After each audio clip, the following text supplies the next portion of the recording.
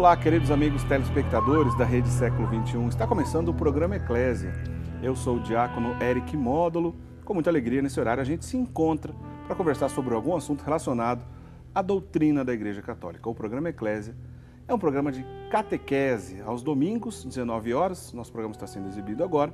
Divulgue esse novo horário para todos os seus amigos telespectadores, nossos amigos telespectadores, seus amigos que curtem o programa Eclésia, que gostam de assistir esse tipo de programa, onde a gente discute um assunto relacionado à doutrina, história da igreja. Como eu disse, é um programa de catequese. Ao meu lado, mais uma vez, o Padre Guido Motinelli. Boa noite, bem-vindo, Padre Guido. Boa noite, Eric. Boa noite, prezados amigos telespectadores. Sempre estamos aqui à vossa disposição. Como é importante acreditar naquele antigo e sempre válido provérbio que afirma que o amor aumenta através do conhecimento. Quanto mais se conhece, mais se ama. E isso é válido também diante do patrimônio que nós temos da nossa fé, da doutrina, do catecismo, do conhecimento da vida da Igreja. Portanto, é um programa que alcança o seu objetivo na medida como nós ficamos, digamos assim, admirados pela riqueza do seu conteúdo e, ao mesmo tempo, não podemos ficar indiferentes. Este conteúdo nos leva a agir seguindo de perto o nosso grande mestre Jesus. É verdade, Padre Guido. Bom, o tema do programa de hoje, nós vamos falar sobre a importância do advento no calendário litúrgico, no ano litúrgico. Semana passada, domingo passado, foi a festa de Cristo Rei, né, onde se encerra um ano litúrgico. Vamos dizer assim que nós estamos no ano novo litúrgico, no relógio do calendário litúrgico. E agora já entramos, então, no período conhecido como Advento. A partir, então, desse domingo, você pode reparar que nas igrejas já começa a gente ver algumas diferenças. Por exemplo, o roxo, começa a aparecer alguns símbolos ligados ao Natal, a árvore de Natal, o presépio. A gente vai falar sobre alguns desses símbolos durante o programa. Mas vamos entender, logo do começo dessa história, quero perguntar aqui para o Padre Guido, queria que o senhor nos explicasse, Padre Guido, o que significa o advento? Que tempo é esse? Certo. A palavra advento é uma palavra de origem grega, significa expectativa de uma chegada. Certo. Para a Igreja, o ano litúrgico não inicia com o dia 1º de janeiro, mas inicia com um período de preparação para a chegada do nosso Salvador. Exatamente o período de Advento, que antigamente era formado por 6 semanas, como até hoje continua, por exemplo, quando se fala da Páscoa, tem 6 semanas da Quaresma, preparação. O Advento é um período de preparação que antecede a chegada do nosso Salvador, de Jesus, exatamente no dia 25 de dezembro, formado por 4 semanas completas. Certo. Foi já no ano 380, através do Sínodo de Saragossa, na Espanha, que os bispos acharam por bem estabelecer este período de preparação para acolher melhor o nosso Salvador. Exatamente porque no que está escrito no Evangelho de Mateus e também de Lucas, a acolhida que o mundo reservou para o nosso Salvador não foi das melhores. É verdade. E, portanto, para preparar as pessoas, não somente para celebrar uma passagem de aniversário, mas como se Jesus estivesse chegando nos nossos dias, todos nós precisamos fazer algo para que ele se sinta mais à vontade e, sobretudo, para que tantas famílias possam abrir as suas portas para acolher Maria e José, né? É verdade, Padre Guido. Porque naquela época está registrado, lamentamos, mas está registrado no Evangelho, ninguém quis abrir as portas de casa e Jesus acabou nascendo numa manjedoura. Ô, Padre Guido, como o senhor bem explicou, então é um costume bem antigo, no ano 380, um sínodo lá na Espanha, em Zaragoza. Começou então essa tradição de botar no calendário litúrgico um período, né, de expectativa, de espera, antes do Natal. Oficialmente, o tempo do Advento se encerra com a chegada do Natal, no dia 24 para o dia 25? Sim, exato.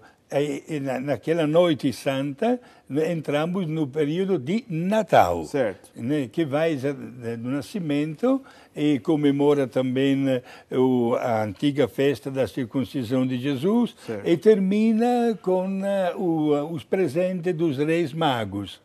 Certo? Depois, liturgicamente falando, há, digamos assim, como um pulo de quase 30 anos. Né? E, de repente, Jesus se apresenta adulto e recebe o batismo da parte de São João Batista, iniciando assim o seu ministério público.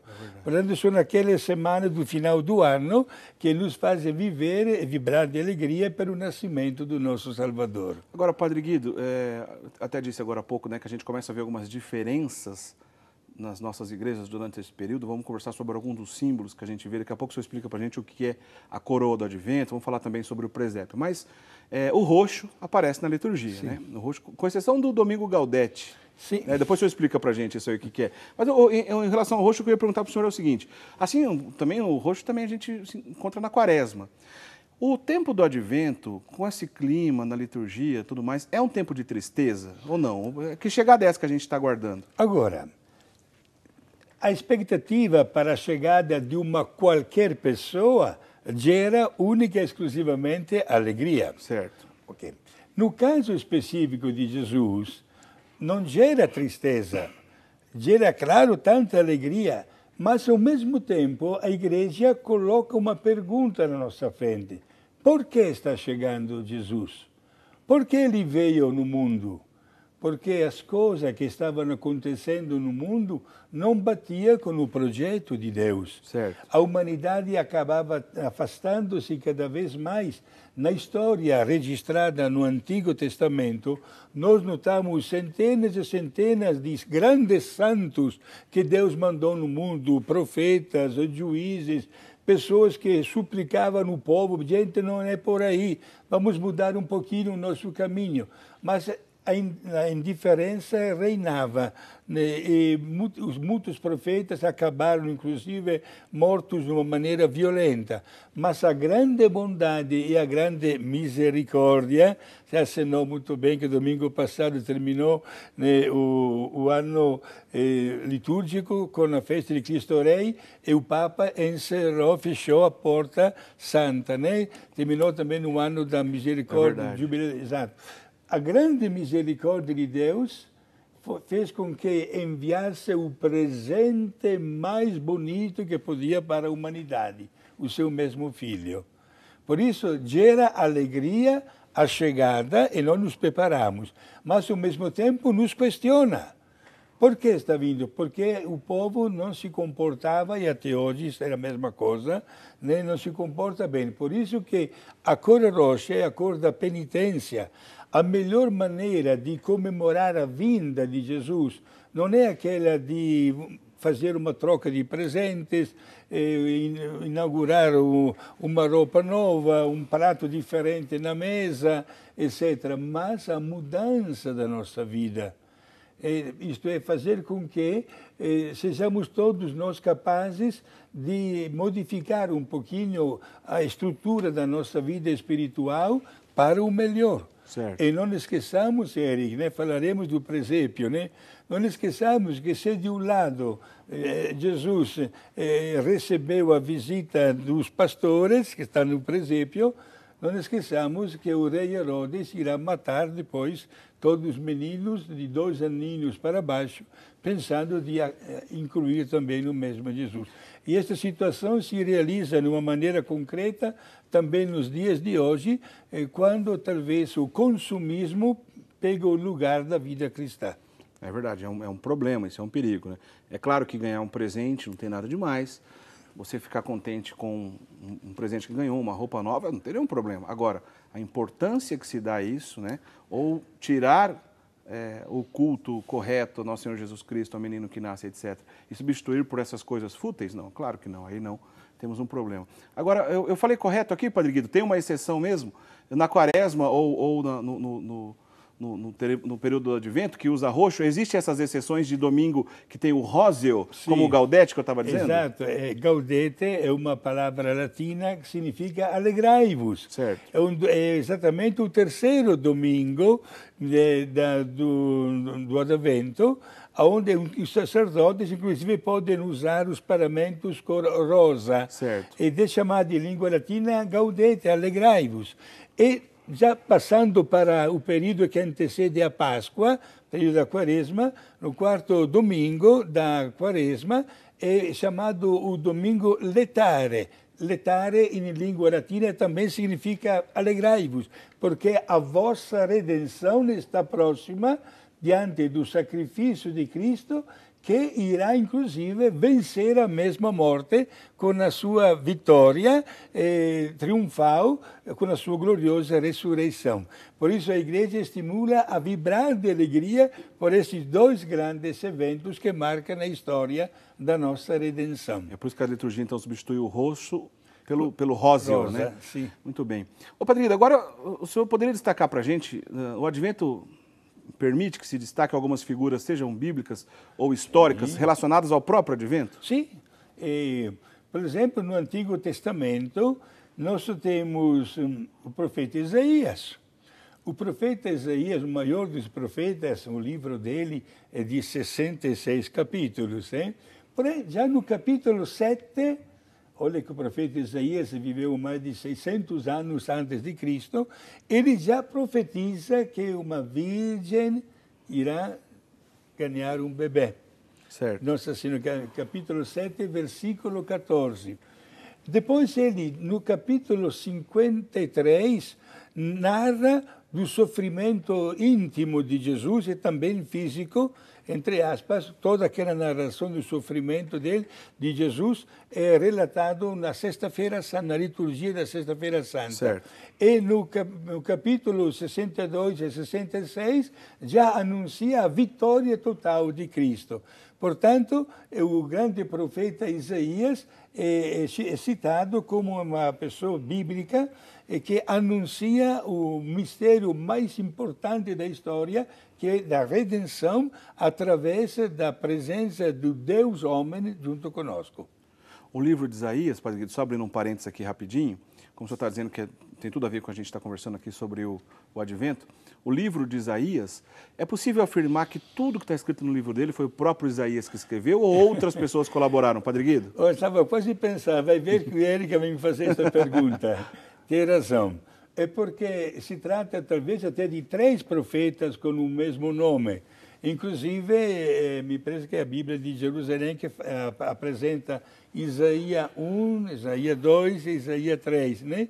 Porém, sendo que tem o mesmo nome e, digamos assim, não há nenhuma contradição, mas apresenta quase que uma sequência lógica dos valores da profecia, formam o livro de Isaías. Certo. Certo. Interessante a gente aprender esses detalhes, ainda mais o Padre Guido, que é doutor em Bíblia. É claro que eu sempre gosto de fazer perguntas bíblicas para que a gente aprenda um pouco mais. Agora, não tem como falar de anúncio, chegada, expectativa do Messias sem lembrar a figura de João Batista, né, Padre Guido? Exato, o precursor de Jesus. Aliás, bela a sua pergunta, até quando o arcanjo Gabriel anuncia a Nossa Senhora o mistério da encarnação, e Maria responde dizendo de ser a serva de Deus, eis que antes de ir embora o arcanjo lhe diz, olha como a tua parenta idosa e estéril já está no 6º mês de gravidez, porque nada é impossível. Vai ajudá-la. Impossível para Deus, né? Portanto, Maria vai lá e assiste Isabel na hora do parto de João Batista. Este bebê recebe a vocação da parte de Deus de preparar o ambiente para a chegada de Jesus, não a chegada natural, mas um Jesus já adulto. Com 30 anos de idade, entre aspas, ele passou todo este tempo no deserto, se alimentava do que encontrava por aí, trajando até pele de animais, né? E gritava, gente, convertei-vos, crede no Evangelho. A um certo ponto, ele entrando na sociedade, João Batista começa a dizer, olha que entre vocês há uma pessoa diante da qual eu não sou digno nem de desamarrar o nó da sandália. E esta pessoa é Jesus, inclusive será ele que vai batizar Jesus nas águas do Rio Jordão. Por isso o grande profeta João Batista encerra, digamos assim, a sequência dos profetas de grande destaque do Antigo Testamento, porque ele nasceu somente 6 meses antes de Jesus, e a partir da apresentação de Jesus, ele começa, digamos assim, a colocar-se no seu retiro de vida, mas sempre com aquela, digamos assim, inteligência e seriedade profissional, a tal ponto que, diante até do mesmo rei Herodes, ele vai lhe dizer, olha, você não pode continuar vivendo assim. Você está tendo um amante por aí, ele, em poucas palavras, perderá a vida, será degolado poucos meses depois, devido a esta acusação fundada e verdadeira diante do rei Herodes, né? O grande mártir, primeiro grande mártir da história da cristandade. Pois é, né? Não tem como falar de anúncio, de espera, expectativa da vinda do Messias, sem lembrar da figura de João Batista. Você destacaria algum outro personagem bíblico, Padre Guido? José. São José. São José, exato. É interessante destacar José, porque José é descendente de Davi. Me explico melhor. O imperador de Roma, que havia conquistado a Palestina, fez questão de fazer um recenseamento. Queria, em poucas palavras, saber quantas pessoas pertencem ao Império Romano. E todo mundo devia recadastrar-se. Sendo que José era descendente de Davi e Davi nasceu em Belém, por isso ele se deslocou de Nazaré, da Galileia, até Belém. Belém ficava a 8 quilômetros de distância de Jerusalém. Hoje está dentro da grande Jerusalém, né? E foi lá para registrar-se, exatamente obedecendo a ordem que tinha vindo do imperador de Roma, né? Certo. E, portanto, isto é importante porque, diante da lei, José resulta como o pai jurídico de Jesus. Certo. E isso faz com que Jesus um dia seja chamado filho de Davi. Então, o título que Jesus é chamado de filho de Davi se deve pela sua relação com o seu pai adotivo, Exato. São José. Porque, minha gente, a palavra filho, em aramaico, não significa somente como nós falamos filho. Significa também parente íntimo, tio da mesma cidade, descendente de uma família do mesmo país. Certo. Porque entre José e também Jesus, com David, temos mais de 600 anos de distância, mas é descendente legítimo. Ed é muito importante esta colocação, né, que vem da parte de José. Quem coloca este grande destaque é Mateus. Lucas fala mais de Maria, certo, ao passo que Mateus fala mais de José. Alguém poderia perguntar, padre, e os outros dois evangelistas, Marcos e João? Os outros dois evangelistas, prezados amigos telespectadores, não apresentam Jesus menino. Não contam nada da história do nascimento, mas apresentam Jesus adulto, com 30 anos de idade, quando Jesus inicia o seu ministério público. Interessante isso, né, Padre? E a mais ainda, seja Mateus, como também Lucas, que falam da infância de Jesus, falam somente até a idade de 12 anos. Dos 12 anos até os 30, há um silêncio geral nos 4 evangelhos. Não sabemos mesmo nada. Interessante que Mateus fala, Jesus crescia fisicamente, com a sua inteligência, submisso aos seus pais, preparando-se para o seu ministério. Muito bem. Padre Guido, a gente vai para o primeiro intervalo. Depois, na volta, eu quero que o senhor comente um pouco para a gente sobre a coroa do Advento e se também, fora da Igreja Católica, existe algum tipo de comemoração ou algo parecido com o Advento fora da Igreja Católica. Queria que o senhor contasse isso para a gente. Lembrando que você pode mandar um e-mail para a gente no eclésia, rs21.com.br, que é o nosso endereço de e-mail, para tirar dúvidas, sugestões de pauta, algumas dúvidas relacionadas aos temas que aqui trabalhamos no programa, ou seja, mesmo até outros temas. O Padre Guido responde depois, durante a semana, as dúvidas que chegam dos nossos amigos telespectadores através do e-mail do programa eclesia@rs21.com.br, tá certo? Vamos para o intervalo então. Daqui a pouquinho a gente volta conversando um pouco mais sobre o Advento. Não sai daí, a gente volta já já.